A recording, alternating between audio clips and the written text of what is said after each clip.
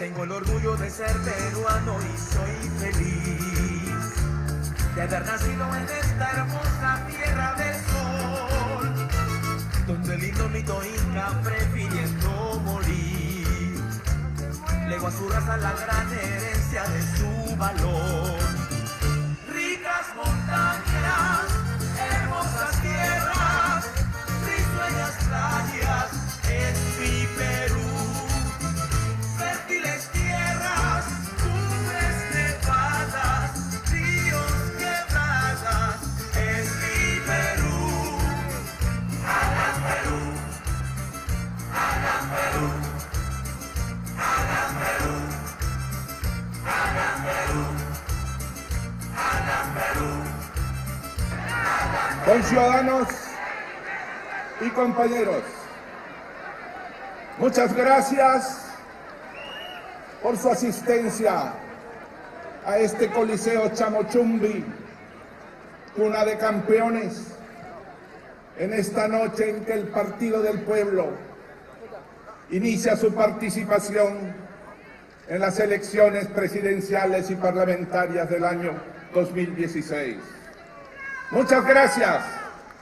Y lo primero que debemos hacer es decirle al Perú que estamos aquí para ratificar una vez más nuestro indeclinable compromiso con la democracia social de pan con libertad para todos los peruanos.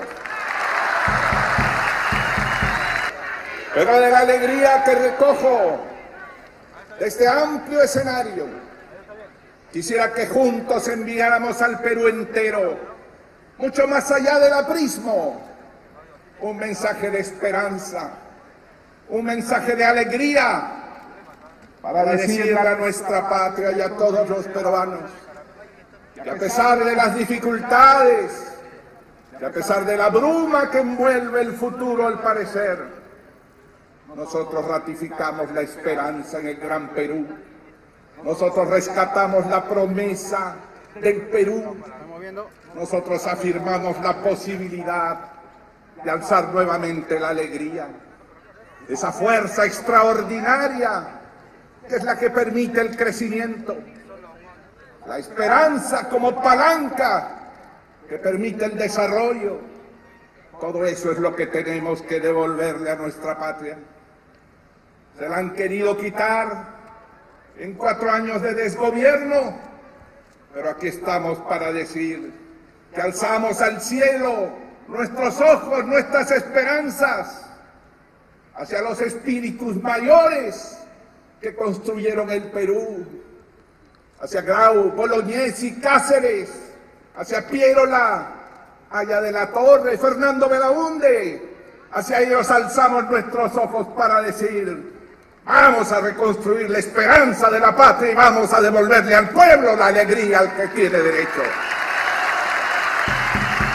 Y con esa alegría y esa esperanza vamos a recuperar el tiempo perdido.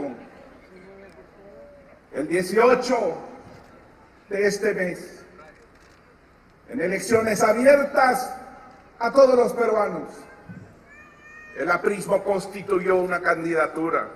Y quiero transmitirles en confidencia mis sentimientos.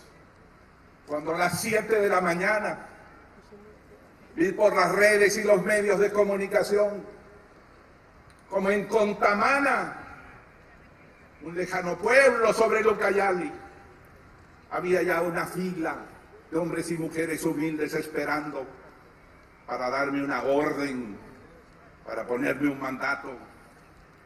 Y cuánta fue mi triste alegría cuando supe que el gran periodista Víctor Tirado, que fue director de La Tribuna hace muchos años, en su lecho de muerte y faltando 3 días para dejarnos, exigió que se le llevara el ánfora a su cama para poner un voto y me envió un saludo con la fotografía de ese instante. Y más tarde vi al viejo Víctor Urbiola, allá en Juliaca, a 4.000 metros de altura, votando con sus 106 años de edad y de fe aprista ese mandato Es una obligación moral que llevo sobre mis espaldas. Y por eso vengo a decirles, con el voto de esos hombres y mujeres humildes, que no son los encumbrados, que no son quienes hayan tenido alguna figuración o privilegio, con el voto y por la voluntad de ellos, les digo a todos los peruanos, acepto el encargo de ellos y acepto la candidatura del Partido del Pueblo.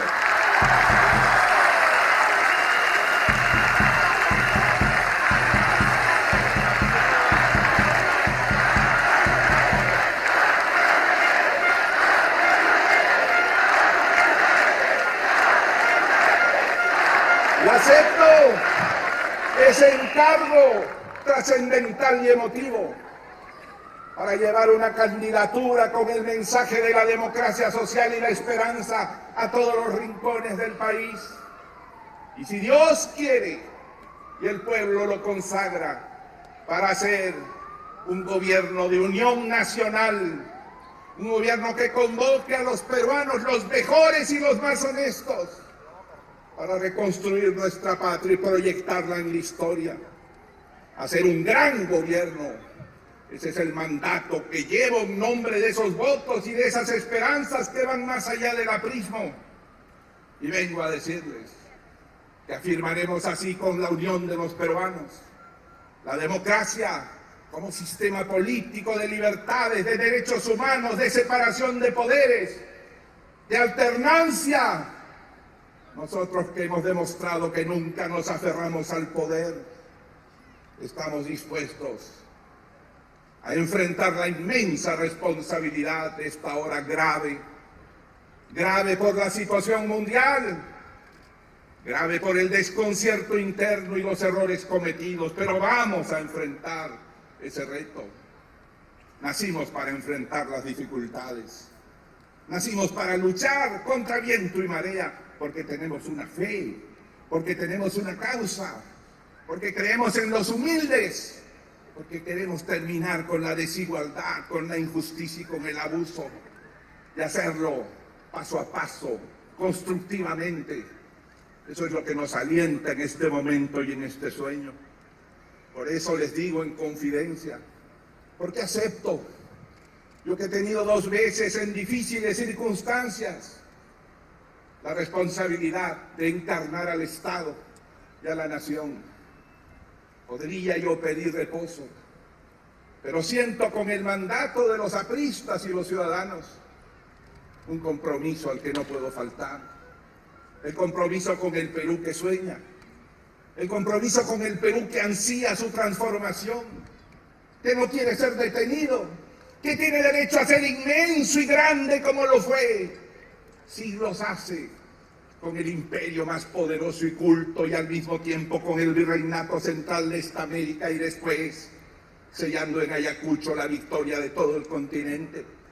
¿Cómo faltar al compromiso con el Perú, al cual nadie puede detener y al cual hemos visto muchas veces en difíciles circunstancias, pero volviendo siempre, como el ser humano de Vallejo al final de todos los rezos y batallas?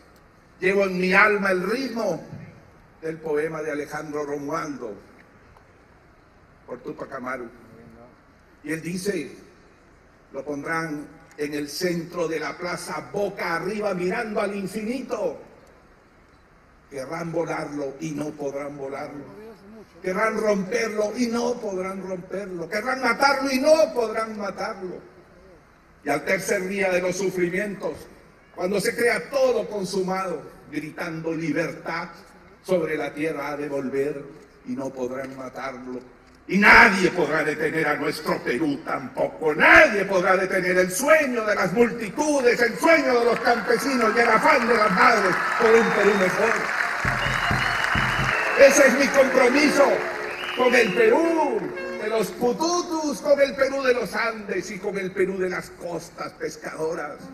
Ese es mi compromiso con el APRA histórica que tanto ha hecho por la tierra y a la cual ningún celón, ni traidor, ni delincuente puede etiquetar como un movimiento corrupto. No, nosotros Para eso creemos en la democracia interna y externa, para expulsar, para separar, para cauterizar y para terminar con cualquier intento de corrupción dentro de nuestro gran movimiento. Por eso, y aquí termino mi confesión personal, por eso acepto esta responsabilidad difícil, que va a suponer esfuerzo. Llevo en el alma y en la piel las cicatrices de 100 batallas, pero quiero decirles que tengo el alma joven y soñadora para pensar con ilusión por el futuro del Perú y de su justicia. Por eso, desde aquí digo a toda la patria y a todos los peruanos, no esperen de nosotros ataques, no esperen de nosotros destrucción de los demás. El pueblo está cansado de ser espectador de denuncias, de odios, de destrucciones personales o institucionales. El pueblo se separa de la política porque sabe que la política se vuelve a veces escenario de apetitos y conflictos ciegos. El pueblo quiere propuestas. Por eso haremos de esta campaña un conjunto de propuestas para que el pueblo decida, para que el pueblo analice, sopese y compare, para que el pueblo pueda decir quién es o quién puede asegurar que nuestra patria tenga un destino sostenible y firme. Y desde aquí saludo a todos los candidatos, a los que no empeñaré ataques ni destrucción, sino búsqueda de concertación. ¿Por qué? Porque después de la elección todos nos necesitaremos. Todos necesitaremos al otro, porque el Perú es de todos y es el conjunto. Porque no podemos gobernar ni en solitario los apristas, ni con los independientes y amigos que los apoyen. Saludo a Fuerza Popular y su candidata Keiko Fujimori. Saludo sus propuestas y estamos dispuestos a concertar y a conversar. Saludo al doctor Kuczynski, con su experiencia, que conoce de la economía mundial, y le digo que estamos dispuestos a dialogar. Saludo a la candidata del Frente de Izquierda, Verónica Mendoza, que es una persona nueva y joven, a la que hay que ayudar y fortalecer porque el Perú quiere juventud en su política. Saludo a movimientos como el Partido Popular Cristiano, que tan generosas expresiones ha tenido respecto al aprismo, y a sus líderes, Luis Bedoya Reyes, y a su lideresa, Lourdes Flores. Los saludo porque creo que con ellos puede construirse también el diálogo y la concertación y el gobierno que el Perú necesita. Saludo a Acción Popular en el espíritu de Fernando Belaúnde, y no por cualquier agravio y olvido lo que Acción Popular también hizo por el Perú. Digo entonces, y aquí termino este capítulo, no seré un candidato de afrentas, de ataques ni destrucciones. Seré un candidato como lo exige y lo pide el Perú después de haberme dado 2 veces la responsabilidad de conducirlo. Un candidato de propuestas, el candidato de la esperanza, el candidato de la fe, el candidato de la realización constructiva del futuro de nuestro pueblo. Por eso ofrecemos al país los lineamientos centrales de un programa que lleve a nuestra patria a crecer con seguridad y con justicia. El pueblo quiere que nuestro país avance generando empleo, aumentando el bienestar de la población, haciendo más justas las relaciones sociales, pero quiere hacerlo con más seguridad ciudadana, porque ese es el clamor que se levanta en todas partes, ante el peligro, el desasosiego, la falta de serenidad en los hogares. Y quiere también crecer con justicia, que significa comenzar por los más olvidados, hacer que los últimos sean de verdad los primeros. Por eso, esta noche formularé algunas de las muchas propuestas que el partido tiene. y que iremos entregando semana a semana para consideración del Perú y para discusión de la opinión. En primer lugar, queremos reducir la pobreza y ofrecemos formalmente que al terminar el gobierno en el año 2021, la pobreza será menor al 10%, es decir, estaremos al mismo nivel que los países desarrollados. Y no faltamos a la verdad, porque cuando llegamos en el año 2006, 48% de los peruanos eran pobres, y al marcharnos, 28% seguían siéndolo, pero 20% había descendido esa cuota de infamia, de ignominia que es la pobreza. Entonces, reducirla hasta menos del 10% es la primera de las propuestas que tenemos, para que 5 millones de peruanos dejen de ser pobres en estos años y tengamos un país más justo, sin tanto sufrimiento, con menos abuso. Queremos que el hambre cero sea el programa central para que ningún peruano se vaya a la cama con hambre o no haya comido en la jornada. Y reducir la desnutrición infantil hasta niveles compatibles con los países más desarrollados. Hemos podido antes, y si conseguimos el voto, el apoyo y la fe de los peruanos, podremos mucho más. Se los garantizo, en nombre del espíritu tutelar de Víctor Raúl Haya de la Torre. Sí, llevaremos la desnutrición infantil a menos del 5%. Esa es nuestra propuesta y nuestro objetivo. Pero vamos a apoyar a los campesinos más humildes, que siguen siendo los pobres entre los pobres. Vamos a apoyarlos con crédito, con tecnología, y como más adelante lo expondré, aliándonos con sus comunidades para hacerlas mejores y con más justicia. Vamos a apoyar a la pequeña y microempresa, que es el pueblo productor, y este es el partido de la pequeña y microempresa. Este es el movimiento del pueblo productor y tenemos que apoyarla. Y tenemos al mismo tiempo en estos objetivos de lucha contra la pobreza que cumplir un propósito que ahora enuncio. Vamos a regularizar y a actualizar las escasas pensiones que se dan a los jubilados de la ONP, que no tienen por qué seguir viviendo en la miseria.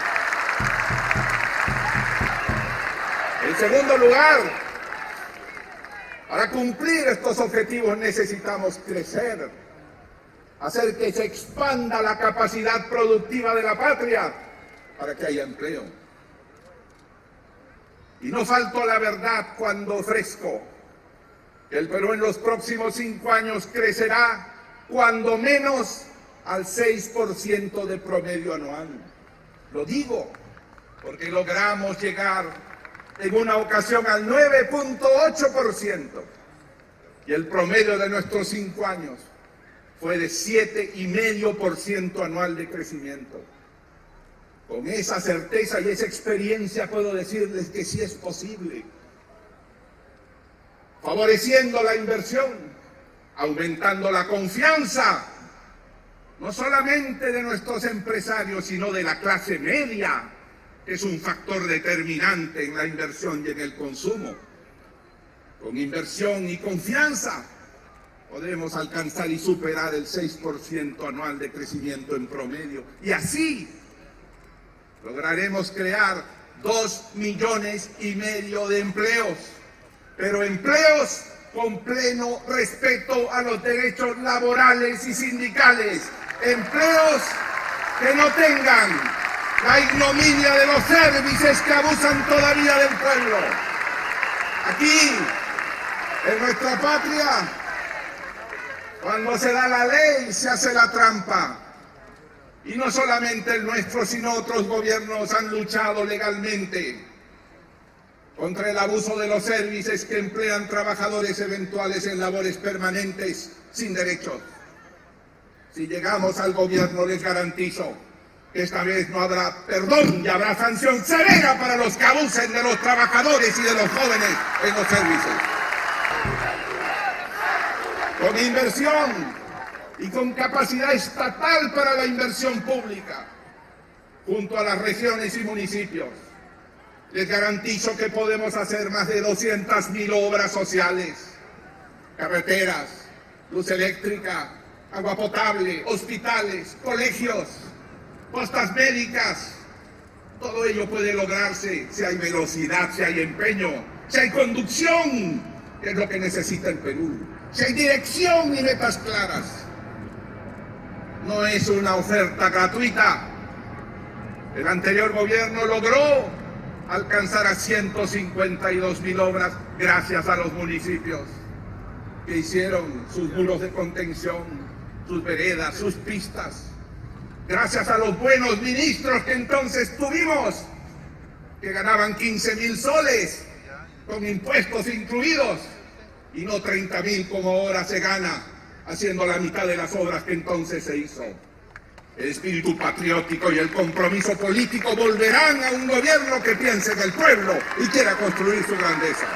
Y ese trabajo tiene que extenderse de la ciudad al campo, para hacer los canales, las represas, las irrigaciones que exigen los campesinos para ampliar su frontera agrícola y su producción.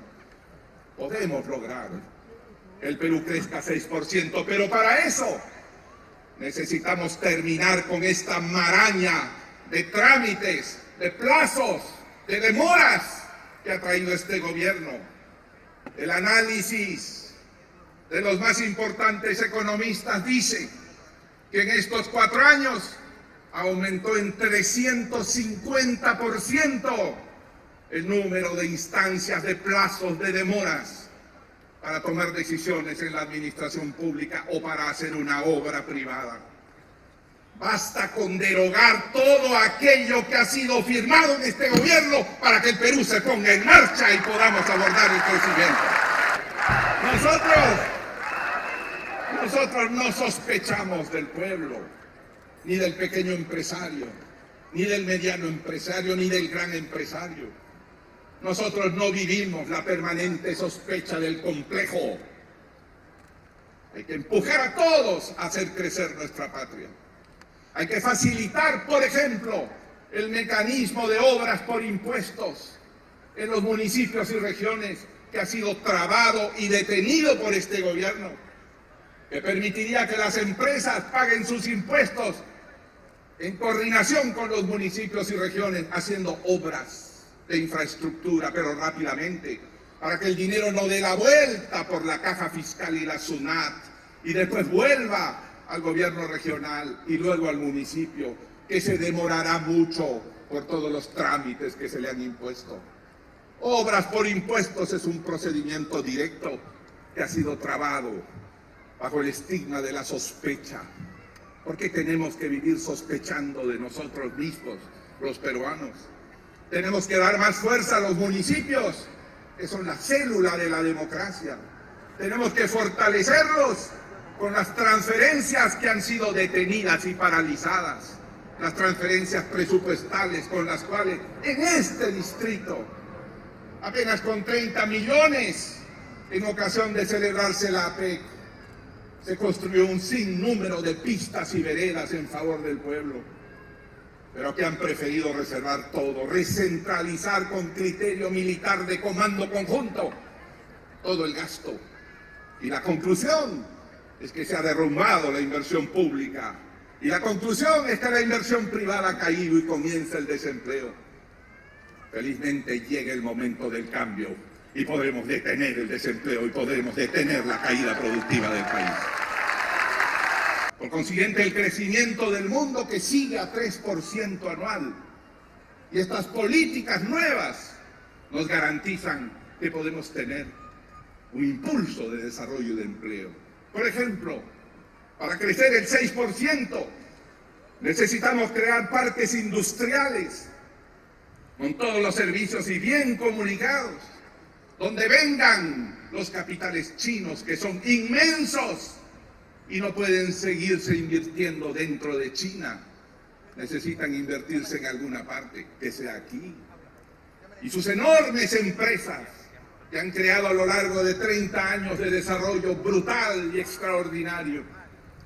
Esas enormes empresas ahora venden menos. Hay que traerlas aquí para que den trabajo a todos los peruanos, con garantía de beneficios para el Perú y con garantía de derechos laborales para todos los trabajadores. Entonces, mirando el mundo, puedo decirles, porque estoy convencido que podemos crecer, no solo 6, más que 6. Los otros dicen, no se puede. Yo le digo al Perú, sí se puede avanzar con más velocidad, sí se puede tener más empleo. Reducir la pobreza, aumentar la producción, el empleo y los derechos. Pero en tercer lugar, darle más seguridad al Perú, para que con serenidad pueda invertir y con serenidad las madres del pueblo puedan enviar a sus hijos a las escuelas y a los trabajos. Y este es un clamor que recojo de todos los ámbitos del Perú. ¿Qué ha pasado? ¿Por qué se ha multiplicado en 80% el delito en nuestra patria en estos 4 años? Porque abajo, el pequeño delincuente, cuando ve que hay desorden arriba, falta de mando o usurpación del poder, aprovecha para hacer de las suyas. Claro que sí. El poder imparte carácter, como el padre de una casa imparte carácter. Y lo que ha ocurrido es un desorden que ha facilitado que cunda la delincuencia y amenace a toda la sociedad. Tenemos que proponernos como compromiso de seguridad con todos los peruanos, darle a nuestro pueblo el derecho a la serenidad y a la tranquilidad. Y sí se puede. Por eso, en estas semanas y meses, yo he defendido la tesis que considero fundamental. A la hora de la urgencia hay que unir todas las fuerzas que tiene el Perú. Y por eso la Fuerza Armada sí será un instrumento fundamental. En los primeros 12 meses del gobierno estará en las calles para defender al pueblo, para disuadir a los delincuentes. Necesitamos una Policía Nacional reestructurada y reorganizada, pero con ayuda de una misión internacional, tal vez de la Policía Nacional Española, que fue la que fundó nuestra policía originalmente y que está reconocida como una de las mejores policías en la seguridad y en la investigación en el mundo. Pidamos entonces el respaldo internacional, pero nuestra policía necesita también tener garantía de una jornada completa. Y vamos a terminar con ese ominoso 24x24, que disminuye el número de agentes en las calles, comprando su día libre. Y para eso hay que invertir. Pero para eso se requiere, y todo lo que requiere la seguridad, no más de 3.000 millones de soles. Y ese es un gasto que hay que hacer porque devuelve seguridad, tranquilidad a la patria. Una policía que ya no se ocupe del tránsito porque es labor municipal. Una policía que no cumpla labores administrativas que pueden cumplir funcionarios civiles en las comisarías. Una policía que trabaje unida con el serenazgo que alcanza casi a 100.000 personas en el Perú, con vehículos, con cámaras de televisión, con comunicación radial, pero no tiene comunicación con la policía del Perú. Una policía y un serenazgo que se unan a trabajar con la seguridad privada, que tiene 120.000 hombres armados en todo el país, con mejores vehículos, cámaras de seguridad y aparatos audiovisuales. Y que sin embargo, a pesar de existir una ley y su reglamento, no ha sido coordinada para tener mucho más de 300.000 personas armadas e encargadas de la seguridad. Una policía que trabaje junto a las rondas campesinas que cumplen una esforzada labor en los Andes, a las cuales nosotros rendimos homenaje y a las que reconocimos en el primer gobierno aprista por una ley, y a las cuales daremos seguro médico y dotaremos de locales institucionales.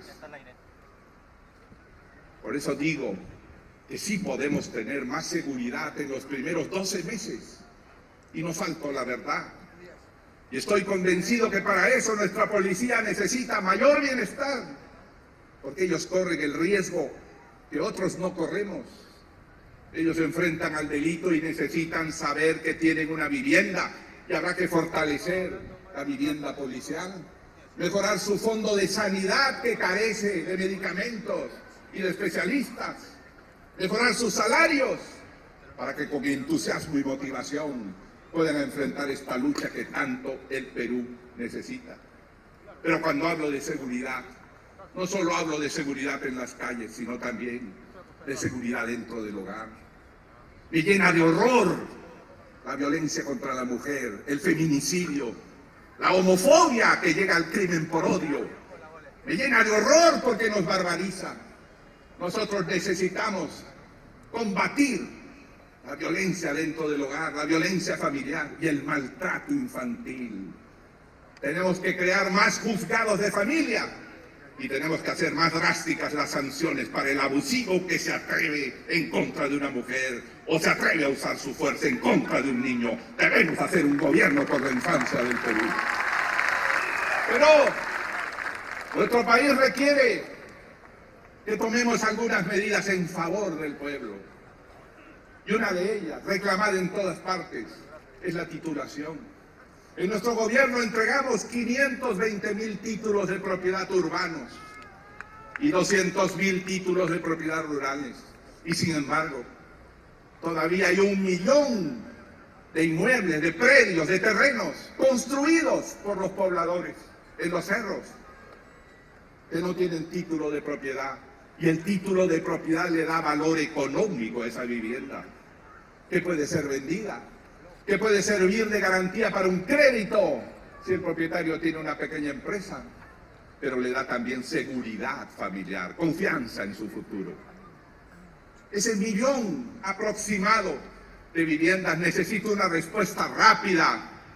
Nosotros hemos llevado todas nuestras respuestas a través de la ley, pero la ley y la Constitución necesitan reformarse para cumplir con ese 1 millón de familias que esperan, ansían, aguardan y sueñan. El artículo 70 de la Constitución establece, y muy bien, que la propiedad es inviolable y que a nadie puede privarse de ella sin pago justipreciado, declarado por un juez, del valor de la propiedad. Eso está muy bien.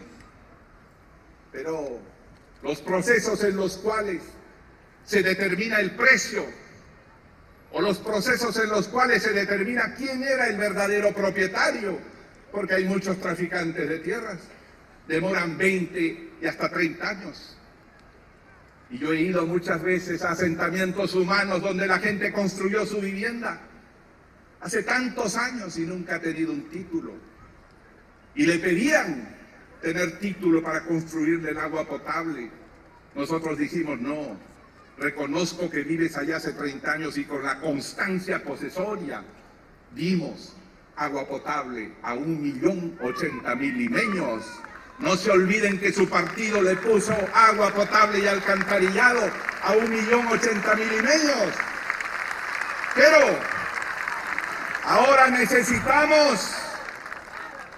necesitamos cambiar ese artículo 70, adicionarle algo para decir, la propiedad es inviolable y en buena hora, pero para los asentamientos humanos de larga data, que necesitan tener ya un título de propiedad para vivir ciudadanamente, vamos a hacer que el Estado participe, que el Estado inicie un proceso que transfiera a los posesionarios o propietarios de la vivienda el título de manera hipotecaria y con un precio justo y social, accesible.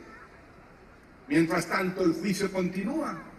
Y cuando termine el juicio, entonces con lo que pagaron los poseedores hipotecariamente, se le paga al propietario aquello que indique el Poder Judicial. Pero tenemos que invertir las cosas para ganar tiempo, porque así 100.000 millones de soles, que es lo que vale el 1 millón de viviendas sin título, ingresan automáticamente a la economía popular pueden ser compradas y vendidas, pueden ser puestas como garantía en los bancos y servirán para que se creen nuevas empresas pequeñas y medianas en nuestros asentamientos humanos, o para que las que ya existen tengan innovación tecnológica y apoyo. Es imprescindible entonces que le diga a todos mis hermanos de Sargento Lores, de Vallamauta, de Alto Trujillo, de Chinecas en Chimbote, de Néstor Cáceres Velázquez en Puno, de tantos asentamientos enormes y desesperanzados por no tener título, que en este gobierno, se los juro, tendrán el título de propiedad, todas las viviendas que ahora no lo tienen. Porque queremos, y aquí recojo la expresión de un viejo adversario, queremos un país de propietarios. Muy bien la propiedad, pero propiedad también para los más humildes, propiedad para los débiles. Eso es lo que queremos. Y entonces, con la titulación de 1 millón de viviendas en los 5 años o en los años posteriores, podremos cumplir ese sueño de un país democrático de propiedad. Pero hay en el campo graves deficiencias. Digo, en quinto lugar, que nosotros tenemos un país minero y agrario, pero un país donde la producción minera está bloqueada por el conflicto social. Donde quiera que quiere comenzar una mina, hay un conflicto. La población se alza, porque a lo largo de la historia, la población ve que la empresa gana, que el gobierno regional y nacional ganan los impuestos y la regalía, pero que al poblador que vive encima de la mina solo le queda la pobreza, o solo le queda ser obrero de la mina que comienza. Y eso es injusto, porque en otros lugares del mundo el propietario del suelo es propietario de los recursos del subsuelo. Así es en Estados Unidos, en Canadá, en Sudáfrica, y nadie se queja por ello. Y en el camino progresivo a eso que necesita una decisión nacional, necesitamos tomar algunas iniciativas para beneficiar directamente al campesino que vive al lado de la mina, que sufre el aumento de precios que trae la mina, porque la mina, con sus ingenieros, sus ganancias, sus obreros bien pagados, aumenta los precios de todo, y el campesino sufre más hambre. Hay que entregarle directamente esos beneficios, porque si no hacemos eso, continuará bloqueada la actividad de prospección y de explotación minera. Y al Perú le conviene que esa situación se desbloquee, pero al mismo tiempo le conviene justicia social. Por eso les anuncio que haremos una alianza con las comunidades de los distritos mineros, porque queremos una minería sólida y pronta y mayor, pero que el campesino que vive encima tenga beneficios. Vive como una dramática injusticia la riqueza de otros, y él continúa por generaciones pobre. No es posible que en provincias donde existen minas formidables haya aumentado la pobreza. ¿Por qué? Porque nosotros utilizamos otra vez el círculo indirecto. El Estado cobra regalías, el Estado cobra impuestos a través de la SUNAT, que al año siguiente se los manda al gobierno regional, la mitad, que se llama canon, y el gobierno regional hace los cálculos de qué obras hará y envía alguna parte a los distritos, que también hacen los cálculos, y normalmente nunca llega un centavo al campesino directo y más pobre, el de Poncho y Ojotas, que está allí. Por eso el campesino se levanta con otros argumentos, pero se alza con todo derecho. Nosotros necesitamos, como Partido del Pueblo, hacer llegar los beneficios a ellos, que son los más pobres entre los pobres del Perú, los más olvidados de la historia.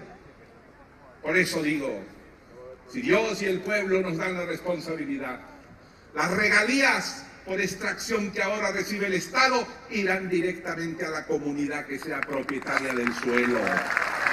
Y al mismo tiempo crearemos un nuevo modelo que no pase por la burocracia. Hemos visto presidentes regionales convertidos en reyes, que compran todo lo que necesitan, asesores, consejeros, tienen periodistas, tienen jueces. Ya lo hemos visto, por eso no llega un centavo al pobre. Necesitamos cortar ese nudo gordiano y crear el canon comunal. Entonces, una parte de los impuestos que recibe el Estado y lo que ponga la mina se llamarán canon comunal para ir directamente a las comunidades del distrito y que ellas hagan sus obras directamente, ellas, sin intermediación burocrática. Donde participa el burócrata se detiene todo. Entonces dejemos actuar al pueblo, desamordacemos al pueblo.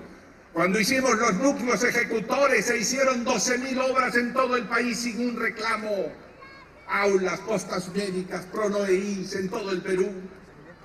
Muros de contención, porque es el pueblo organizado. Si entregamos recursos para que la comunidad, sus dirigentes directamente hagan las obras, comenzará a cambiar esta situación.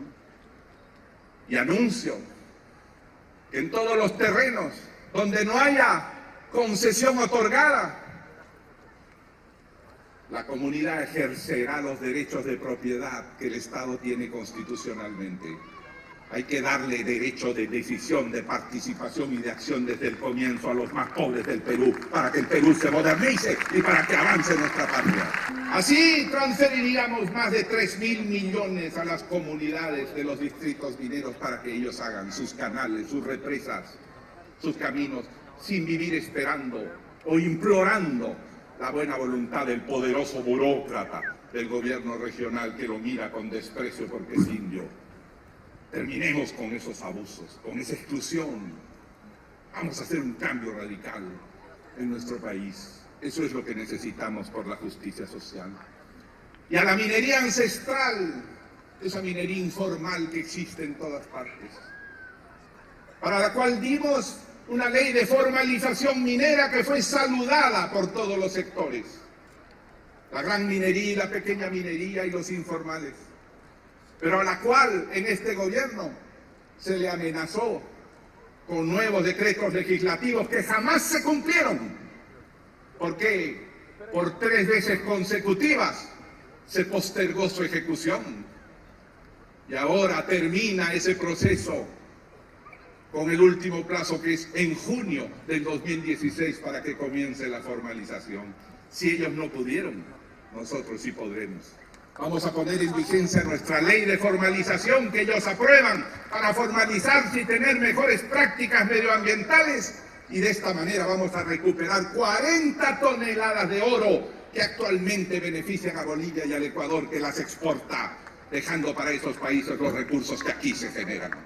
Este es nuestro propósito para la minería dentro de un objetivo que quiero que todos compartan. Estamos perdiendo la batalla del cobre. Nosotros que fuimos el primer país minero, el primer país cuprífero, hemos visto cómo Chile se adelantó y ellos producen 5 millones y nosotros 2 millones de toneladas. Y ellos han podido construir su democracia más avanzada con más recursos. Se trata de impulsar la minería con justicia social, con distribución eficaz a los trabajadores y a los más pobres, los propietarios de la tierra. Pero se trata de ganar la batalla del cobre. No nos la va a ganar Chile, no nos la va a ganar Panamá. El Perú tendrá en el uso eficaz y moderno de sus recursos un instrumento de desarrollo. Hay 24 millones de tarjetas de crédito y consumo, pero a ellas se les aplican intereses de más del 100%. Y eso es abusivo, oneroso, usurario. Y se produce porque no hay decisión política.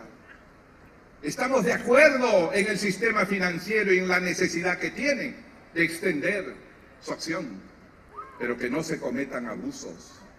En Chile, por ejemplo, Saga Falabella cobra hasta un máximo de 49% por el crédito de su tarjeta. Aquí cobra más del 100%. ¿Por qué? Porque nosotros subsidiamos compensando aquello que no cobra en Chile. ¿Por qué? Y entonces ocurre también que no se ha regulado esto como en Colombia, donde no se puede cobrar más del 50%, que es muchísimo. Imagínense un crédito cualquiera, le presto 100 para que me devuelva 150. Eso es oneroso, exagerado. Y los jóvenes tienen varias tarjetas de crédito y juegan con ellas, y van poco a poco ahorcándose en la miseria, en la ansiedad. Necesitamos que el Estado regule en concertación con los organismos financieros, pero firmemente en defensa del pueblo. Y si no, necesitamos crear un bono del buen pagador como lo hay en Mi Vivienda. Si usted cumple 12 meses el pago de su vivienda, sus intereses bajan en los pagos siguientes.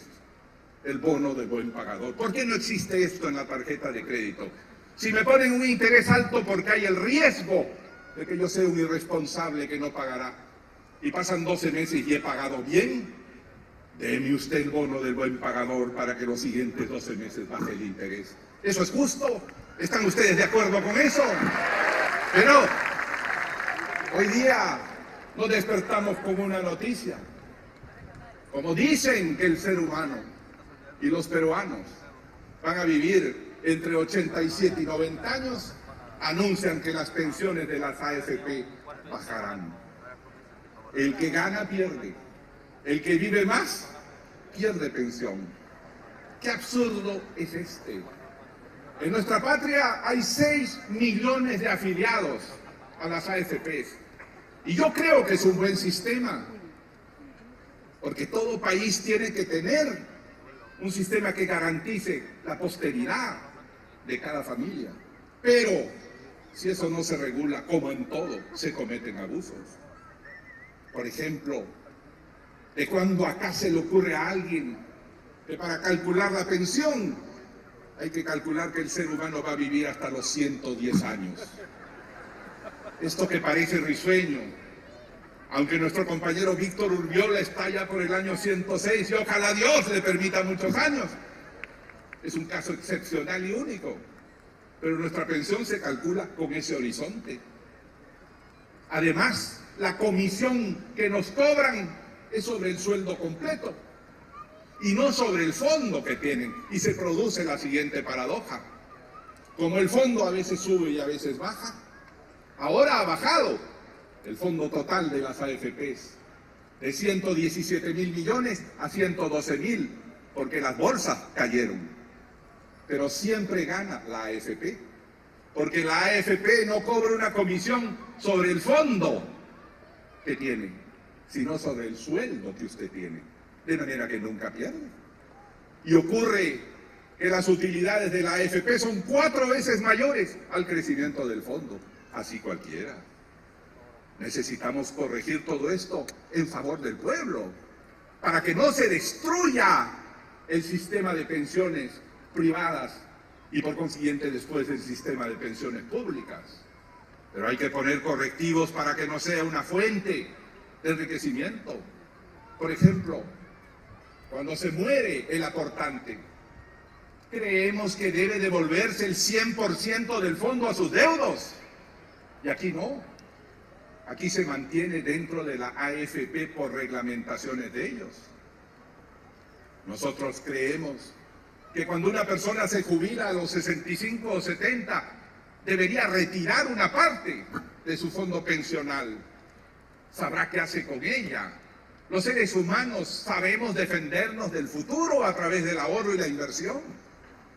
Estos son correctivos importantes en las tarjetas de crédito y en las aportaciones a las AFPs para hacer a nuestro país más justo y más sostenible, porque por ese camino no podrá sostenerse largo tiempo ese sistema. Tenemos todas estas propuestas, pero para la juventud hemos avanzado la creación del Ministerio de la Juventud y del Deporte para hacerla visible en el gobierno. Ahora dicen los jóvenes, para visibilizarlos, porque están ausentes del Consejo de Ministros, porque las instituciones que nos apoyan están desperdigadas en todas partes. Y nosotros necesitamos crear un ente que apoya a la juventud, Nuestra juventud, compuesta por muchos millones, tiene sin embargo una tasa de escolaridad y de estudios superiores que resulta ser la mitad que en Chile. Y esto para nosotros es insostenible, porque entonces esa economía va a ser más competitiva que la nuestra. El Ministerio de la Juventud tendrá un programa que será Juventud Profesional para apoyar los estudios de los jóvenes contra su rendimiento, pero también para apoyar su titulación, porque hay cientos de miles, casi 400.000 estudiantes que culminaron la carrera y no se han graduado por los altos costos del grado y el tiempo que deben ocupar para graduarse. Juventud Profesional debe apoyarlos. Y el Fondo del Emprendimiento Creativo de los Jóvenes debe apoyar sus empresas. Recuerdo que Armando Villanueva premonitoriamente en 1980 habló de un banco de la juventud. No queremos construir un banco de la juventud, queremos tener un fondo que apoye a los jóvenes que tienen startups, empresas de alta tecnología, que tienen ideas nuevas, que se alimentan del espacio de su información y que pueden contribuir tanto a la producción de nuestra patria a través de sus empresas que no tienen apoyo. Queremos formular instrumentos nuevos apoyando los clubes jóvenes que existen. ¿Saben ustedes que hay 3.500 asociaciones culturales y juveniles en el Perú? ¿Saben que hay 25.700 clubes de fútbol amateur en los municipios? ¿Y quién los apoya? Tendrá que apoyarlos, organizarlos y coordinarlos el Ministerio de la Juventud, porque son una fuerza enorme contra la violencia, contra el pandillaje. La promoción del deporte de este ministerio, que es de la juventud y del deporte, es para premiar, apoyar a sus entrenadores, a sus jugadores, darles seguros médicos, becas deportivas. Nosotros que necesitamos tanto, y está bien decirlo, en el Chamochumbi y en este distrito que nos dio a nuestro gran compañero y jugador Roberto Chale, a Agüero, a Juan Vargas y a muchos otros. Si tuvieran un Ministerio de la Juventud que nos apoyara como hacen los Estados Unidos, nosotros tendríamos mayor difusión del deporte como un medio de acción real de sociabilidad para las mayorías. Por eso queremos un Ministerio de la Juventud que impulse las tecnologías de la información, que son el instrumento que tal vez nosotros ya no usamos, pero que nuestros hijos, los jóvenes, usan como medio diario de comunicación, de investigación, de educación, de información. Tenemos que construir una ciudadanía digital, que significa tener el Estado en la casa y sin papeles. Ese es el objetivo que tengo, si Dios lo permite y el pueblo lo apoya. Terminemos con la cola ominosa en las instituciones públicas, iniciemos un Estado sin papeles y desde el hogar para hacer todos los trámites. Y en la educación necesitamos una educación inteligente y útil. Lo que quiere decir que tengamos una educación con paquetes, con sistemas cognitivos que nos enseñen a aprender a aprender. Hoy el mundo es diferente. Por eso, junto al Ministerio de la Juventud y el Deporte, la educación con paquetes cognitivos y enseñanza del inglés debe ser un objetivo fundamental.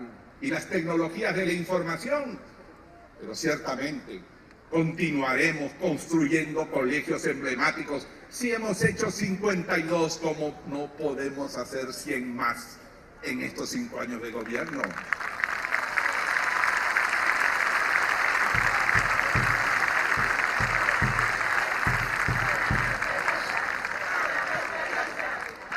Y apoyar que en la nube nuestros muchachos encuentren la información. Antes nosotros aprendíamos de memoria. Y muchos compañeros, Luis Alberto, Víctor Raúl, eran diestros en el arte de la memoria, extraordinaria. Pero hoy, la memoria está en la nube, que llaman los jóvenes al conjunto de informaciones que de ellos y de la ciencia y la cultura están en las redes y en el aire. De manera que no se necesita esa educación memorizante, lineal, se necesita saltos cualitativos en la educación. Se necesita aprender a aprender y aprender a buscar. Se necesita, por consiguiente, un nuevo sistema, que es el que planteamos pormenorizadamente en nuestro plan de gobierno, y continuar la construcción y volver a la capacitación docente en todo esto, y a la meritocracia con evaluación. Pero por sobre todo algo que a veces olvidamos los que vivimos en las ciudades. Nuestro país en la educación tiene ruedas de distinto tamaño. En el mundo rural, el 92% de las escuelas primarias es unidocente. Quiere decir que hay un solo profesor que enseña transición primero, segundo, tercero, cuarto y quinto en la misma aula. Y hay algunas que son pluridocentes, pero para varios grados. 92% de las escuelas públicas de nuestro país. Mi compromiso es terminar con eso. A veces hemos olvidado por hacer lo que la ciudad dispone de ese Perú profundo, de la comunidad andina y la ribera de los ríos del Amazonas y el Ucayali, donde solo hay escuelas unidocentes y donde el profesor que vive lejos llega el martes y tiene que irse antes del viernes. Entonces la educación en nuestro país tiene dos velocidades. Hay una hemiplegia educativa con la que tenemos que terminar. Y si yo acepto el encargo de los apristas y de otros ciudadanos, no es para administrar las cosas como están, es para hacer un cambio profundo y poder irme más allá, sabiendo que servía a los más humildes y contribuía a la justicia social en nuestra patria. Lo mismo podemos decir de nuestra salud, con más medicinas profesionales, con turnos que acaben con esa espera desesperada del que tiene que operarse o atenderse. Tenemos que continuar edificando, pero ante todo distribuyendo mejor nuestro personal y atacar lo que se ha olvidado, la vacunación infantil. Tuvimos la satisfacción profunda con nuestros ministros de salud de lograr que más del 70% de los niños del Perú fueran plurivacunados en todo el espectro que necesita vacunación, pero eso bajó 10% al 60% en este momento.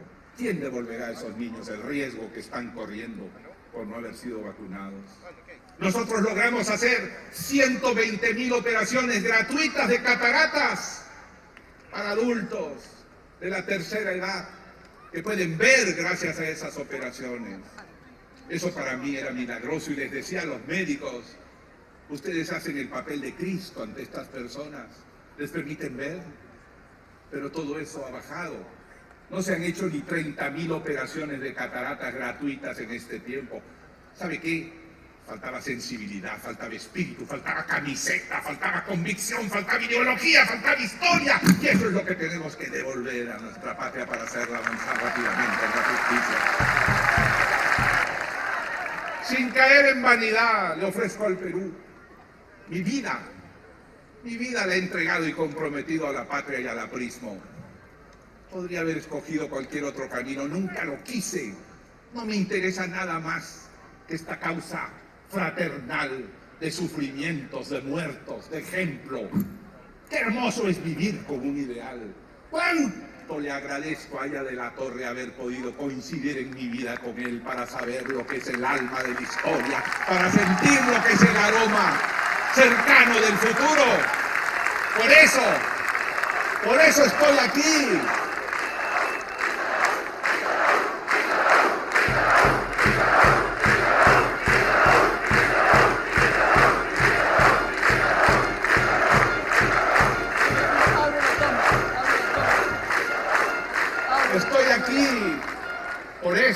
él para decirles a todos: el gobierno debe ser un gobierno de unión, de convocatoria, de amplitud. No tenemos que luchar ni enfrentarnos a nadie. Tenemos que abrir los brazos a todos. Olvido cualquier agravio. Lo dije al volver en el año 2001. Olvido todos los agravios. ¿Qué soy yo? Un pequeño individuo frente a la historia de la patria. ¿Qué importancia tiene que yo reciba un insulto? Amo al Perú. Amo profundamente, que nadie pueda detenerlo. No podrán detener ni la fuerza de su Amazonas, ni el caudal de su Marañón. No podrán detener el empujón de sus Andes hacia el cielo. No podrán frenar la fuerza fría de nuestra corriente de Humboldt. No podrán frenar el alma de la patria. No podrán frenar nuestra ansia de querer trabajar por el pueblo. En nombre de eso, aquí estamos. Y a la vida y a la historia entrego lo que me quede de existencia. ¡Viva el Perú!